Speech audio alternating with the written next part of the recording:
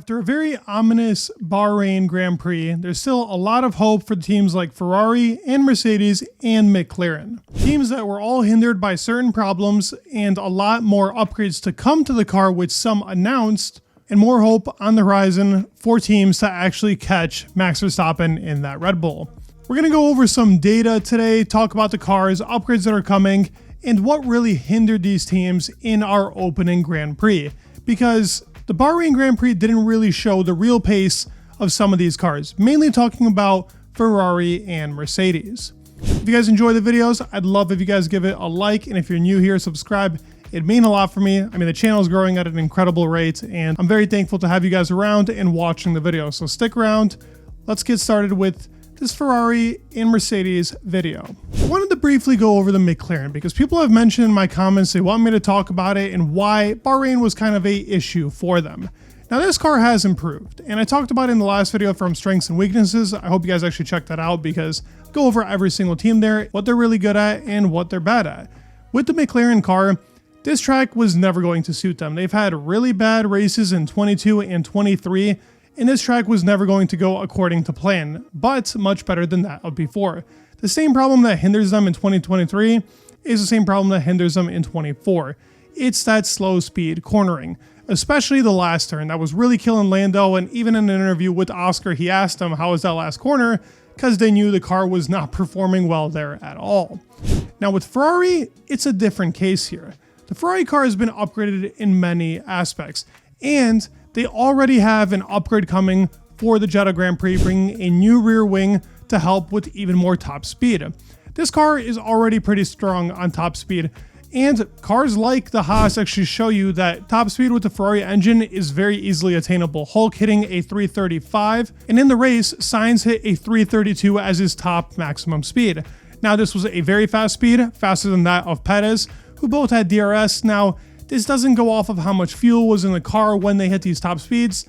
Is the Red Bull car right around that pace? It pretty much is. They're both around that exact same top speed, but the car is a lot stronger in cornering speed.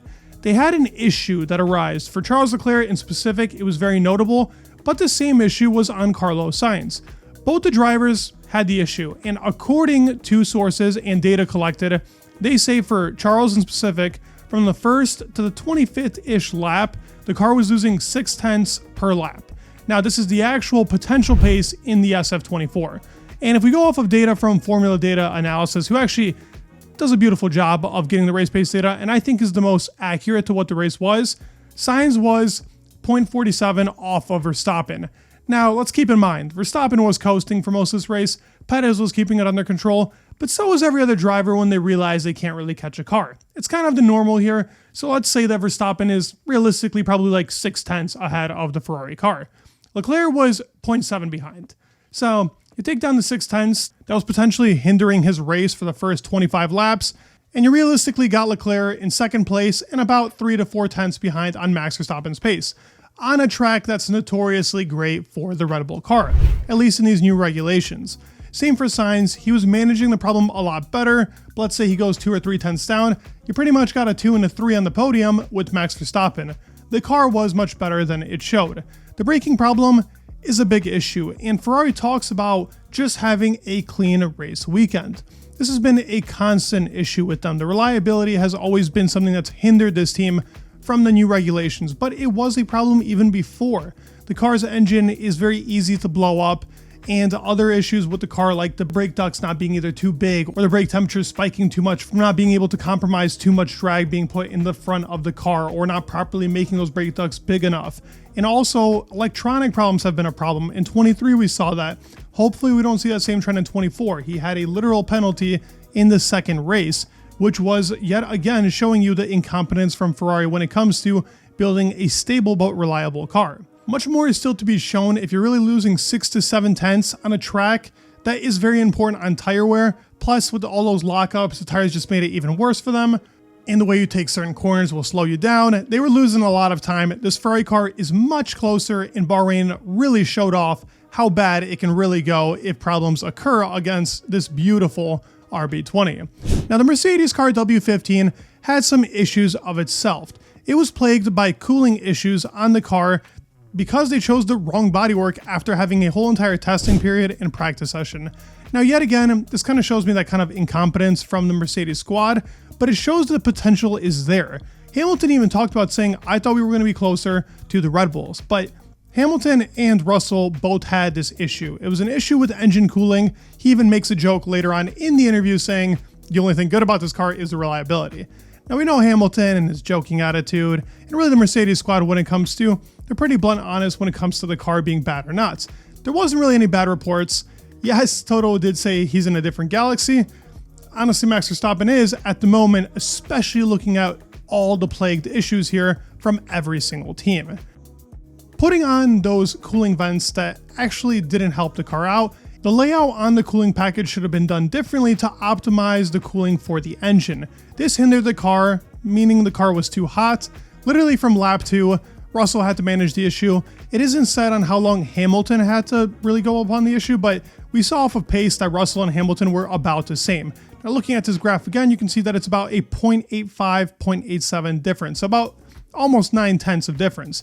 They say, and reports have talked about with the data as well, that they lost 6 to 7 tenths per lap with this issue that was rising. Now, the biggest problem is that the engine has to be cooled off, so you have to slow down and really lift and coast going into braking zones. What this also means is that going into certain zones, you're using a lot more tire wear to try and cool down the engine with certain brakes. So it was a problem with also braking, as well as trying to keep this engine cool so the car doesn't pop. It's a bad combination for the Mercedes squad, and they have upgrades coming soon too. Nothing yet confirmed as to what's going on. There are reports now saying that Imola is their next big targeted package for the team. Will they bring track-specific stuff? Maybe they'll bring a revised rear wing, maybe a revised front wing for Jeddah, but as of right now, learning this new concept and really picking up and developing on it is the most important part because the race pace is there. Is it a bit of a draggy car? A little bit, but that isn't the biggest issue on the car. It's mainly with this new reliability and figuring out how to solve the little bouncing problem they had in Bahrain. Jeddah is going to be a much more stable track. Sector 1 should be a very strong sector for them. Will Sector 2 and 3 probably hinder their pace? I do think so, and if they have another cooling problem here, they're probably going to lose out big time. The good thing to go over, and really with the 3 teams that I spoke about, is all 3 teams have a lot more pace to show. Aston Martin is still figuring out the car. I'm not going to doubt them yet, but it's these 3 teams that right now are looking to challenge the Red Bull squad. Perez was holding on just barely to Sainz in a car that was still struggling with a lot of reliability problems. Russell and Hamilton both showed off a good glimpse of pace in qualifying, mainly Russell, but Hamilton showed in the race that he can still be consistent and kept the same pace with Russell despite the problem. And Russell made a great overtake in the beginning of the race, giving him P2 for the slightest bit. It's not over yet, a lot more upgrades coming, and the cars are just moving in the right direction. These cars are going to perform a lot better racing. We just have to be a little bit patient, and I believe Jeddah is going to be a much more competitive track, especially when it comes to Ferrari. I have them doing pretty well here. I'd love to hear your thoughts down in the comments below. Do you guys believe that any other team here has a chance? What are your thoughts on Aston Martin, McLaren, Mercedes, and Ferrari? Is there really going to be a big battle, or have you given up hope? I really hope not, because there's so much more to come. Please leave a like, subscribe, it'd mean the world, and peace.